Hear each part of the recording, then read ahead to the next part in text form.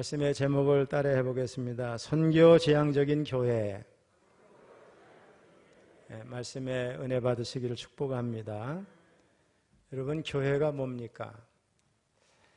우리 한자로 교회는 가르칠 교, 또 모일 해자를 씁니다. 즉 교회는 예수 그리스도를 통한 구원의 계시를 가르치고 우리 성도가 살아가야 할 신앙과 행위의 규범인 성경을 가르치는 모임입니다. 이 모임을 통해서 성도는 성례를 행하게 되는데 거기서 예수 그리스도의 죽음과 다시 사심에 대해서 참여를 하고 또 설교를 통해 살아계신 하나님의 말씀을 현재적으로 듣고 또 성도의 교제를 통해서 하나됨과 연합을 경험하게 됩니다. 이러한 측면에서 가르치는 모임이라는 뜻을 가진 한자어 교회는 교회의 특징을 잘 설명해 주는 그 말이라고 볼 수 있겠습니다. 신약 성경의 언어인 헬라어로 교회는 에클레시아 이렇게 말합니다. 문자적으로는 밖으로 불러 모으다. 즉 죄악된 세상에서 세상 밖으로 불러내진 성도들의 모임, 이게 에클레시아입니다. 죄로 인해 죽을 수밖에 없는 자들이지만 하나님의 영원하신 구원의 작정과 경륜 가운데 예수님을 통한 믿음으로 의롭다함을 받고 하나님의 자녀로 일컬음을 받는 자들로서 하나님의 주권적인 선택 가운데 불러내진 사람들의 모임, 이게 에클레시아 교회입니다. 자, 그러면 이렇게 세상에서 불러내진 구원의 공동체인 교회의 목적이 뭘까? 그들만의 서로 교제하는 모임인가? 아니죠. 또 크고 아름다운 성전을 짓는 것이 교회의 목적일까요? 아닙니다. 또 구제나 선교를 하는 것이 교회의 목적입니까? 그것도 아닙니다. 구성원들이 세상에서 잘 살게 하는 것인가? 그 역시도 아닙니다. 만약 예수님이 단순히 잘 사는 것에 관심을 가지셨다면 새마을 운동, 또 새마음 운동, 이런 운동을 통해서 의식 구조를 바꾸려고 하셨을 거예요.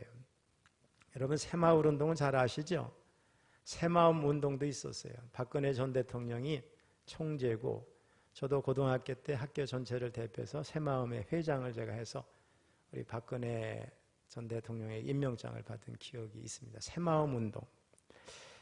만일에 우리가 단순히 잘 사는 거라면 새마음 운동, 새마을 운동을 통해서 부지런함과 근면의 필요를 우리 주님께서 가르치셨을 거예요.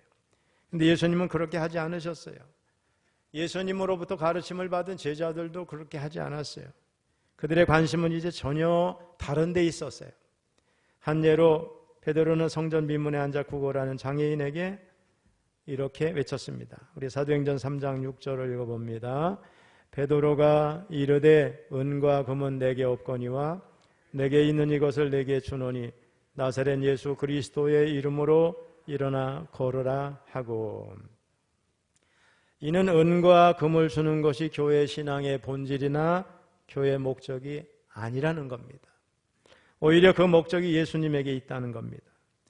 우리가 길을 가다가 십자가 종탑에 세워진 건물을 보고 교회라고 말합니다.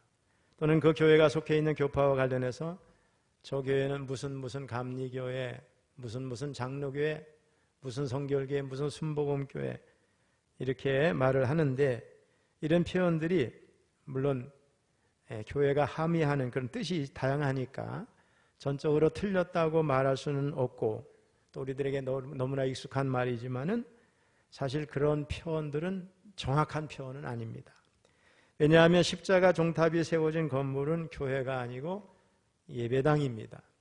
그래서 우리 한국교회 초기에는 다 예배당이라는 것이 우리 이제 교회 정초석 같은데 써 있었죠. 우리 교회도 아마 철원교회 예배당 이렇게 돼 있었을 거예요. 자, 또 감리교회라든가 장로교회라고 하는 것은 교리의 차이에 따라서 결성된 기독교인들의 조직체를 의미할 뿐입니다. 본질적으로 볼 때 교회는 예배당 건물이 없어도 존재할 수 있고 교파나 교단이 없어도 존재할 수 있습니다. 사도행전에 보면 초기의 교회에는 별도의 예배당 건물이 없었어요. 사도들과 성도들, 제자들이 주로 마가 요한의 다락방에 모였습니다. 그러다가 믿는 사람들의 숫자가 막 이렇게 늘어나니까 모이는 장소를 성전으로 바꾸어 모였습니다. 그래서 사도행전 2장 46절이 이렇게 말씀해요. 우리 같이 읽어봅니다. 날마다 마음을 같이하여 성전에 모이기를 힘쓰고 집에서 떡을 떼며 기쁨과 순전한 마음으로 음식을 먹고.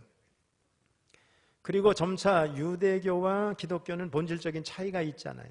같이 한 군데서 예배하거나 모일 수가 없어서 점차 우리 기독교인들이 어떻게 했을까요? 믿음이 좋은 그리고 아주 큰 집을 가진 집에서 모이기 시작을 했습니다. 우리 고린도전서 16장 9절 읽어봅니다. 시작.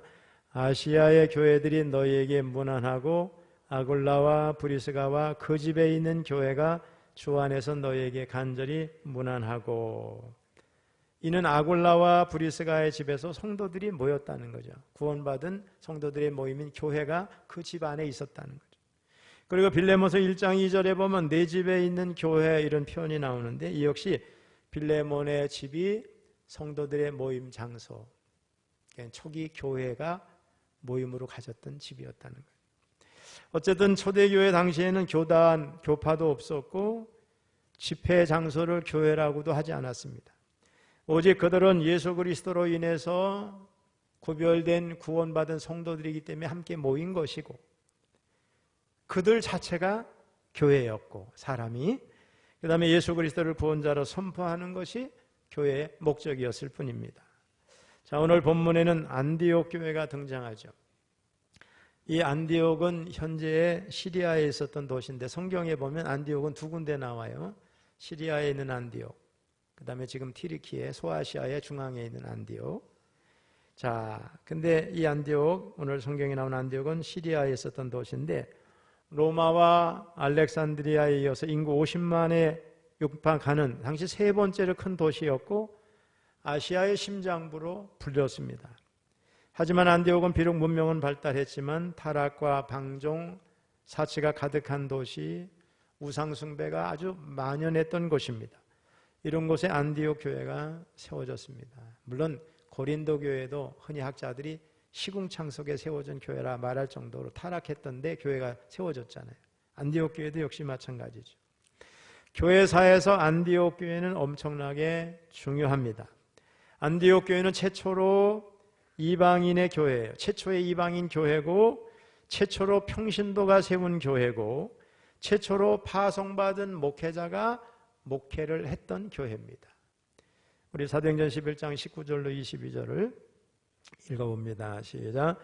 그때 스데반의 일로 일어난 환란으로 말미암아 흩어진 자들이 베니게와 구브로와 안디옥까지 이르러 유대인에게만 말씀을 전하는데 그 중에 구브로와 구레네 몇 사람이 안디옥에 이르러 헬라인에게도 말하여 주 예수를 전파하니 주의 손이 그들과 함께 하심에 수많은 사람들이 믿고 주께 돌아오더라. 예루살렘 교회가 이 사람들의 소문을 듣고 바나바를 안디옥까지 보내니. 처음에는 박해 때문에 피해 이렇게 흩어졌던 사람들이 유대인에게만 복음을 전하다가 그 중에 일부가 이방인에게 복음을 전했는데 수많은 사람들이 믿고 주님께 몰려갔어요. 그래서 할 수 없이 예루살렘 교회가 바나바라고 하는 탁월한 지도자를 그 교회에 파송하게 됐습니다. 또 최초의 성도들이 그리스도인이라 일컬음을 받은 교회입니다. 우리 11장 25절 26절 읽어봅니다. 시작. 바나바가 사울을 찾으러 다소에 가서 만남에 안디옥에 데리고 와서 둘이 교회에 1년간 모여 있어 큰 무리를 가르쳤고 제자들이 안디옥에서 비로소 그리스도인이라 일컬음을 받게 되었더라. 그리고 본문을 보면 이 안디옥 교회는 최초로 선교사를 이방 지역에 파송한 교회로 모든 교회들의 모델이 되는 선교 지향적인 교회입니다. 본문은 사도행전에 있어서 새로운 전환점을 보여줍니다. 그간에는 예루살렘 교회가 중심 교회였습니다. 그런데 이제는 그 중심이 안디옥 교회로 넘어갔어요. 안디옥 교회가 중심적인 역할을 할 정도로 엄청나게 성장을 했습니다. 주님은 오직 성령이 너에게 임하시면 너희가 권능을 받고 예루살렘과 온 유대와 사마리아와 땅 끝까지 이르러 내 증인이 되리라 이렇게 말씀을 하셨는데 마침내 그런 역사들이 본격적으로 안디옥 교회에서 시작되는 시점에 왔다 이렇게 보면 되겠습니다. 자, 본문 1절에는 안디옥 교회 지도자들이 나옵니다. 읽어봅니다. 시작. 안디옥 교회 선지자들과 교사들이 있으니 곧 바나바와 니게르라 하는 시므온과 구레네 사람 루기오와 분봉왕 헤롯의 젖동생 마나엔과 및 사울이라. 자, 당신은 누구를 소개할 때 가장 중요한 인물부터 서술하는 그런 문화가 있었습니다. 근데 여기 보면 제일 앞에 나오는 이름이 바나바, 맨 뒤에 누가 나와요? 사울이 나옵니다. 이를 보면 바나바가 그때까지만 해도 안디옥 교회 담임 목사격인 대표 지도자였음을 보여주고 사울은 아직 인정받는 사역자가 아니었음을 암시해 줍니다. 특별히 본절은 당시 이해하기 힘든 안디옥 교회 지도자들의 배경을 보여줍니다. 바나바는 구브로 섬, 여러분 사이프러스죠. 지금 사이프러스 섬 출신의 레위 사람이에요. 레위인이에요. 또 니게르라 하는 시므온과 구레네 사람 누기오, 이는 아프리카 출신의 사람이죠.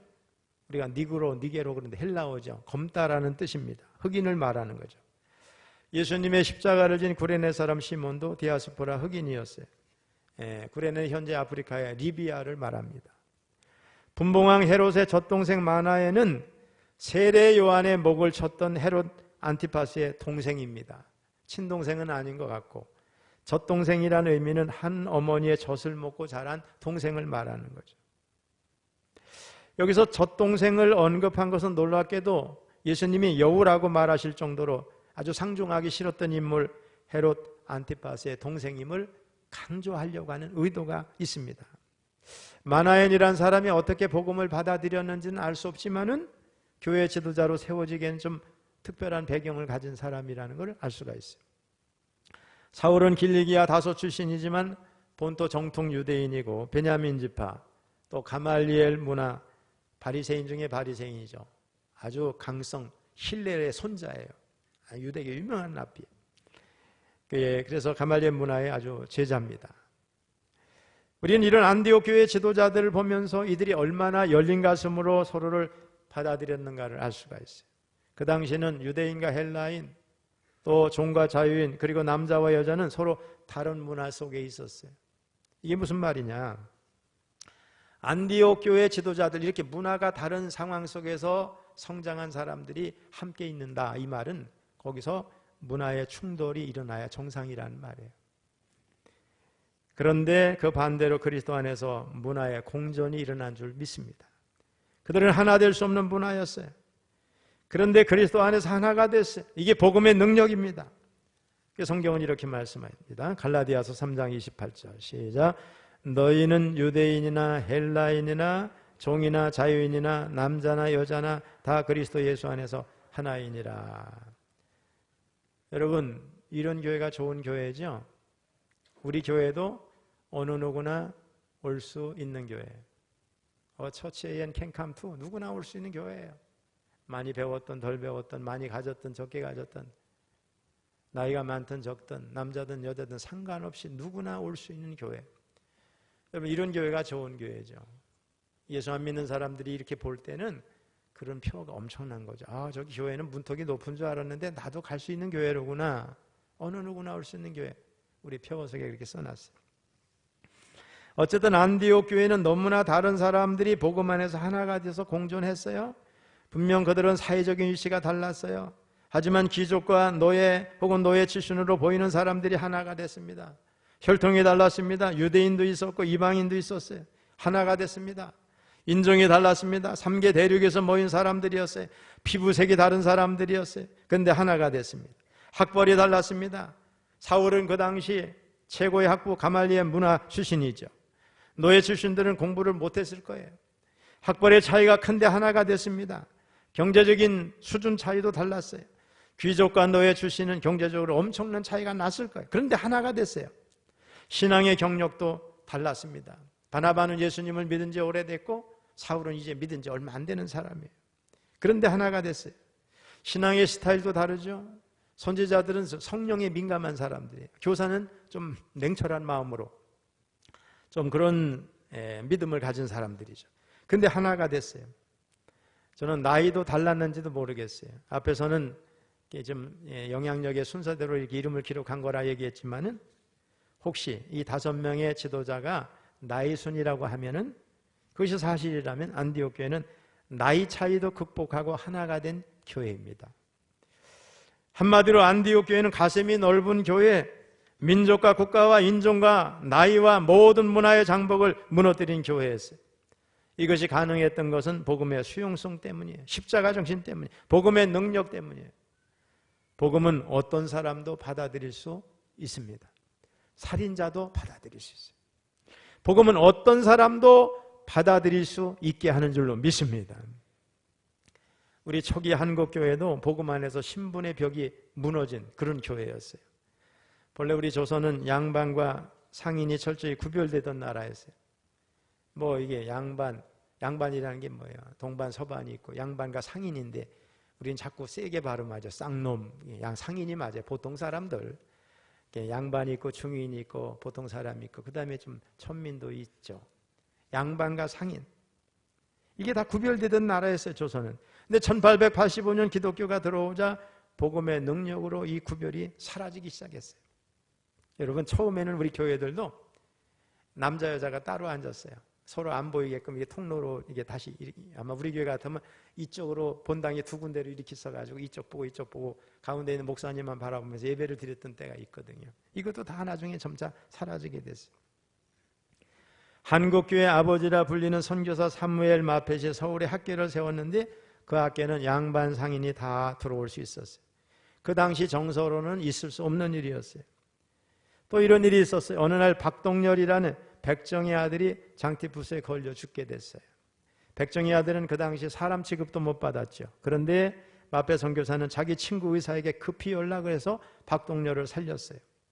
그 의사가 에비슨이라는 당시 고종 황제의 주치의였어요. 한번 여러분 생각해 보세요. 황제의 주치의가 백정을 살리려고, 백정의 아들을 살리려고 왕궁을 가방을 막 챙겨가지고 막 뛰어나가는 모습을 한번 상상해 보세요.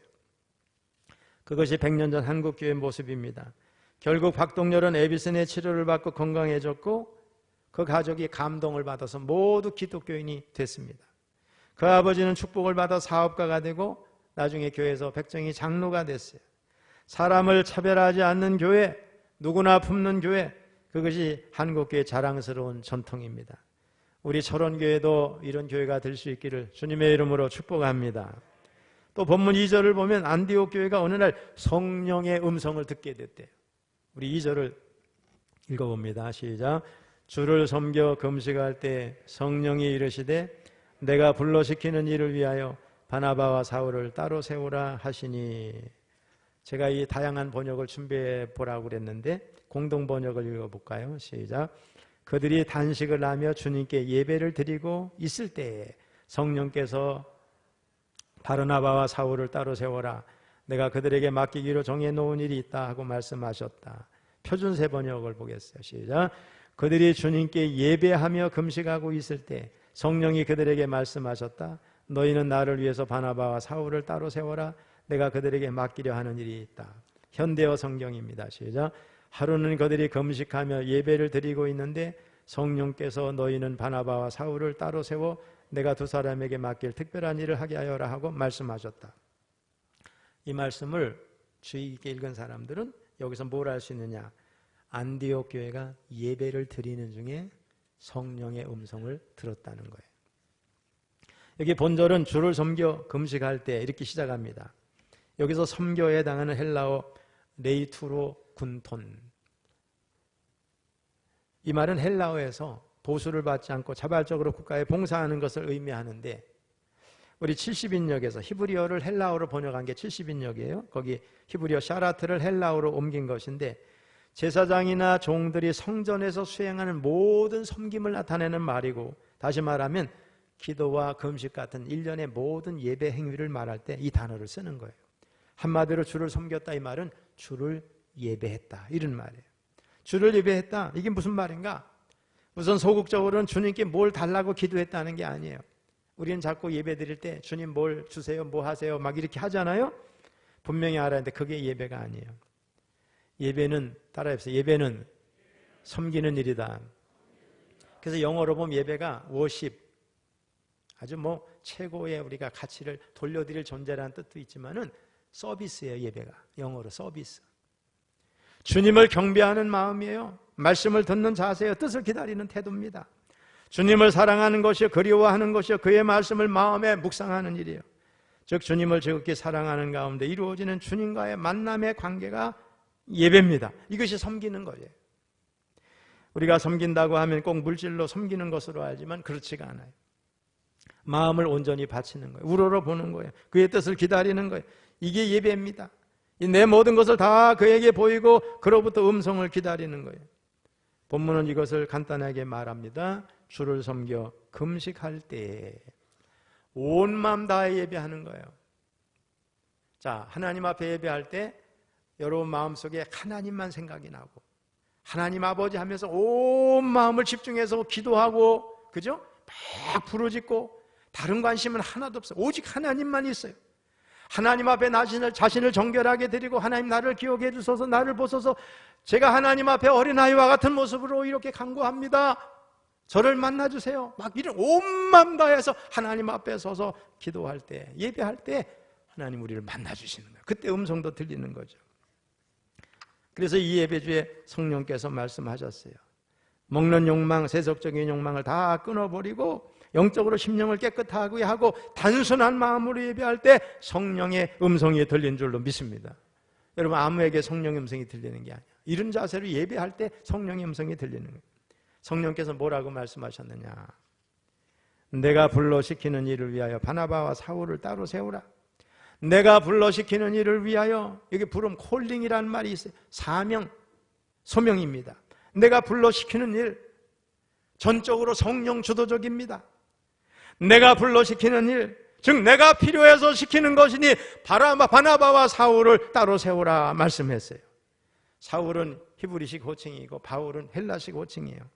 우리 13장을 읽다 보면 중간에 사울이 갑자기 바울로 바뀌어요. 그 뒤로 계속 바울로 나와요. 아마 부르기 쉬워서 그랬을 것 같고, 어쨌든 아직까지는 사울입니다.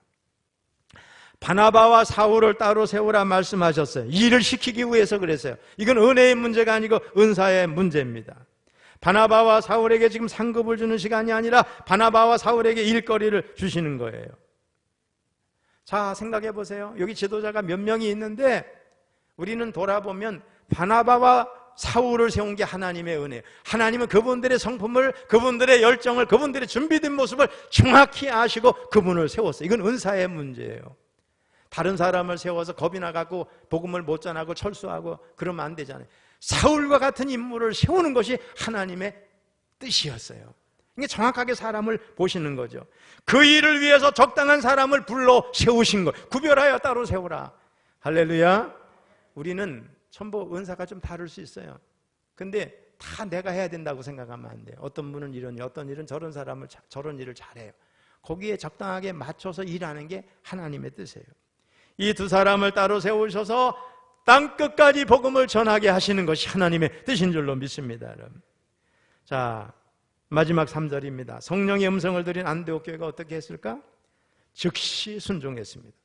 복음 때문에 생겨난 교회였기 때문에 복음 전파를 위한 그들의 헌신은 주저함이 없는 순종으로 나타났어요. 우리 3절을 읽어보겠습니다. 시작. 이에 금식하며 기도하고 두 사람에게 안수하여 보내니라. 바나바와 바울은 안디옥 교회를 부흥시킨 장본인들이에요. 안디옥 교회의 두 기둥이에요. 대표적인 사람을 선교사로 파송하고 있어요. 통상 우리 사람들은 내가 중요하고 내 교회가 중요하잖아요. 근데 안디옥 교회는 내 교회보다 하나님이 중하게 여기시는 하나님 나라의 확장을 위해서 자신들의 교회에서 가장 중요한 성장에 있어서 큰 역할을 했던 바나바와 사울을 내어놓을 수 있는 믿음이 있는 줄로 믿습니다. 여러분, 안디옥 교회는 하나님 중심의 건강한 교회였어요. 이제 안디옥 교회가 파송한 선교사를 통해서 본격적으로 이방 선교가 시작됩니다. 이른바 바울의 제1차 선교 여행의 문이 열린 거죠. 바울의 제1차 선교 여행은 여러분 생각을 해보세요. 세속사, 이제까지 복음을 안디옥 교회에 전해받지 못한 세상 세속의 역사 속에 하나님의 구속의 역사가 침투해 들어가는 놀라운 이정표가 되는 사건이에요. 공식적으로 이방 선교의 문이 열린 겁니다. 이방인의 구원은 하나님의 소원이지만 안디옥 교회의 철저한 순종과 사명자의 헌신을 통해서 이 일이 이루어진 줄로 믿습니다. 안디옥 교회는 그런 면에서 하나님 보시기에 합당한 교회, 선교 체질화된 교회였어요. 안디옥 교회는 하나님의 영광을 위해 준비된 교회였어요.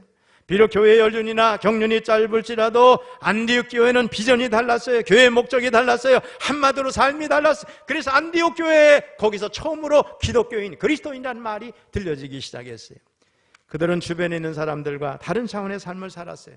그게 바로 복음의 능력인 줄로 믿습니다. 특별히 사도행전은 본문 이후부터 주 1세기 팔레스타인, 소아시아 그리고 로마를 아우르는 무려 16만 킬로미터에 이르는 선교여행을 떠났던 바울의 열정적인 삶의 발자취를 기록하고 있습니다. 갈릴리에서 시작한 예수님의 하나님 나라 운동이 예루살렘에서 마감됐고 이제 바울에게 바톤이 이어집니다.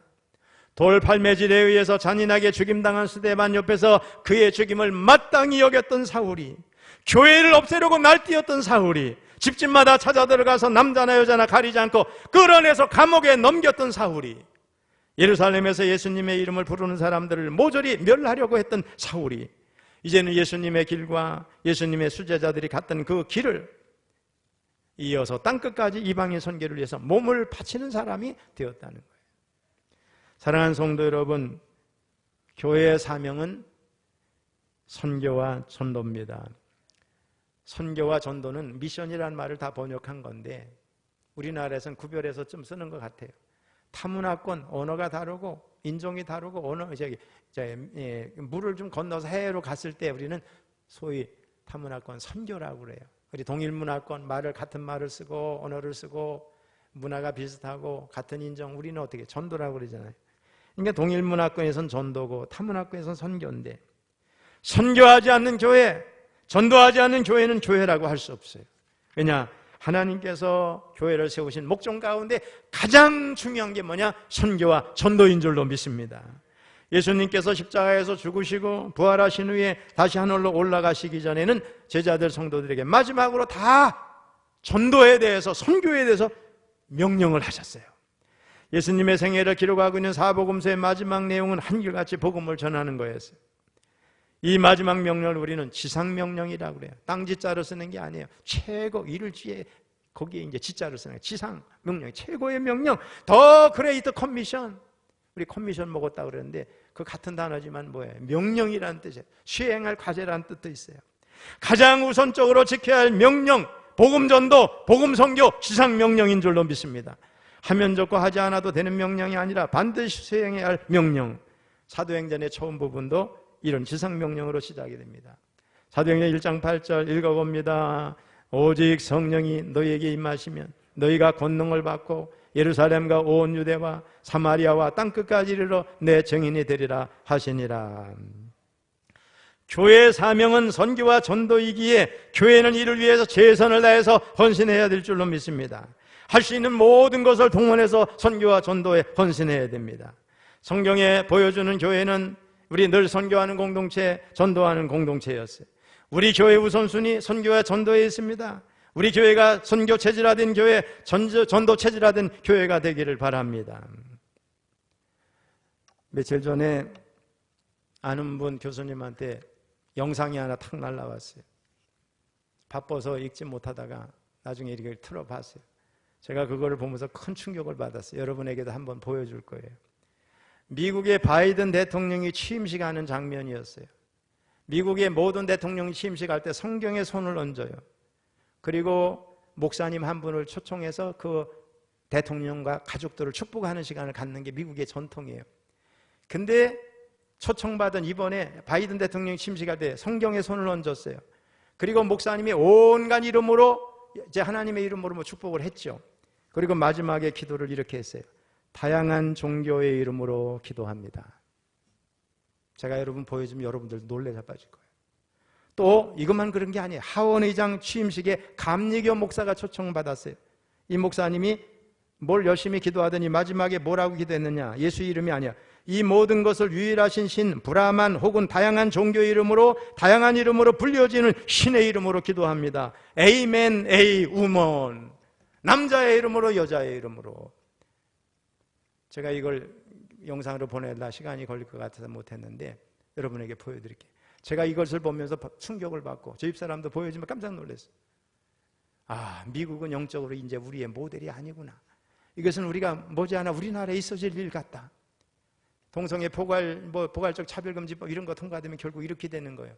대표적으로 나와서 대통령을 축복해야 되는 나라에서 이제는 예수님의 이름으로 축복하지 못하는 게 법이에요.